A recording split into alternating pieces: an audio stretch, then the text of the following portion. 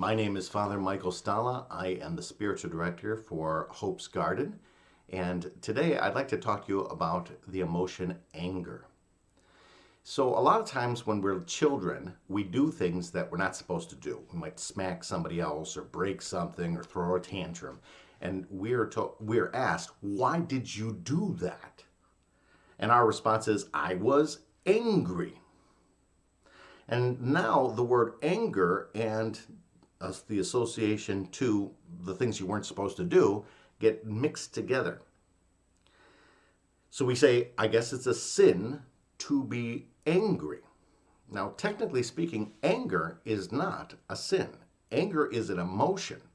Emotions, in particular passive emotions, things that happen to us, we weren't planning to be angry, we became angry because of the setting around us or the things we were thinking about. It's passive, it's happened to me.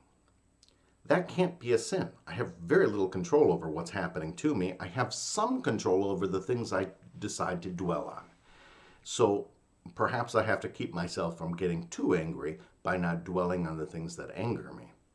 But in some way we have to learn how to manage our anger. That's much more important than saying don't ever be angry. Now, at the root of anger is a sense of injustice. When things are not the way they're supposed to be, we get angry.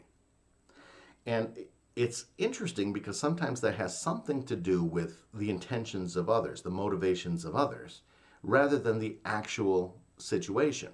C.S. Lewis has a great example in the book Mere Christianity. He talks about if you were walking onto a bus and a person accidentally put their foot out and you tripped over it and fell, and they apologized to you immediately, you might forgive them right away.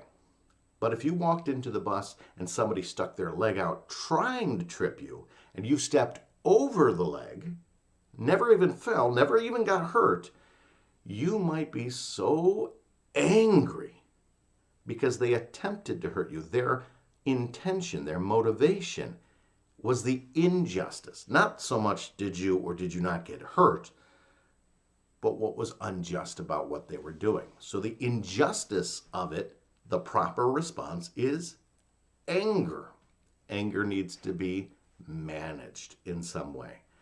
Because we could say, because I'm angry, I have a license to do whatever I decide comes next. This is what we're trying to teach children. When they are angry, does not give them a right to smack somebody else, to break something, to throw a tantrum. You have to take responsibility for your emotions. And though these emotions happen to us, and I may or may not be able to stop them, prevent them from coming, I still have a responsibility on what I do with those emotions. They are not a license. I cannot just because of my emotion somehow justify doing sin. So the sin actually comes after. What do I do with the sin? Of the 7 deadly sins, one is called wrath. Sometimes people just call it anger, but it isn't just anger. Wrath is releasing my violence upon others in the name of anger. That I'm not trying to put things right. I'm not even trying to teach you a lesson. I have been angered, and therefore I justify violence on some level. It might be just in words, it might be belittling somebody, but I'm trying in some way to harm the other person in some way. Not to correct them, not even to get them to realize that they hurt you, but just because I'm angry. And so it's like spreading the discontent. The anger is an ugly feeling I don't like, so I'm going to make you feel in a way you don't like either.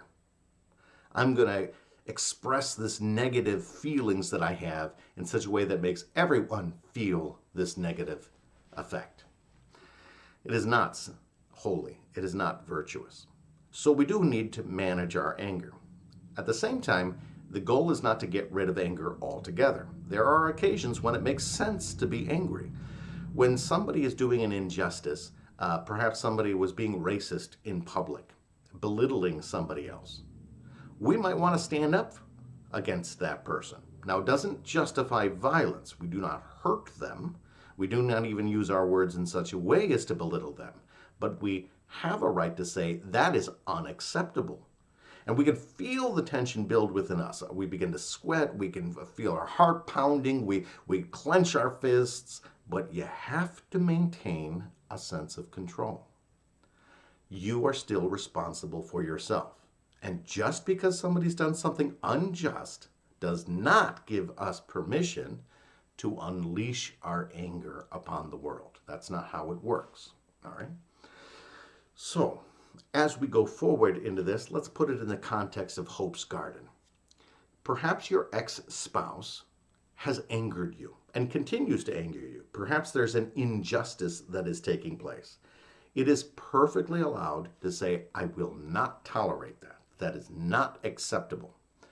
If it is of a certain type, not giving what is due to you in resources or time with your children, you can go the legal route. You can say, absolutely not. I have legal standing, and the legal community will protect my rights.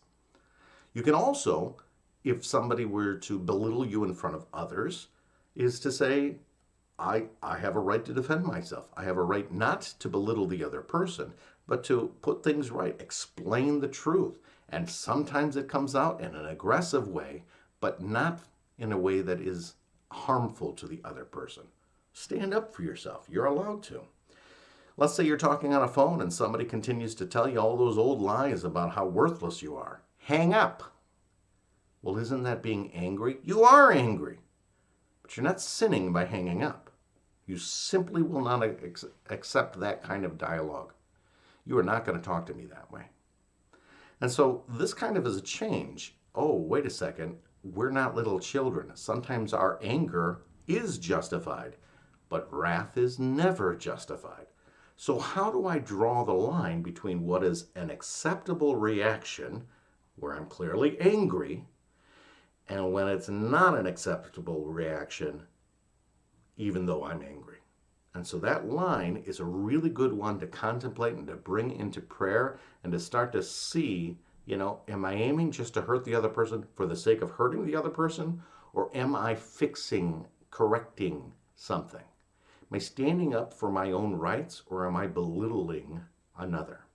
And so that line is really an important one to learn.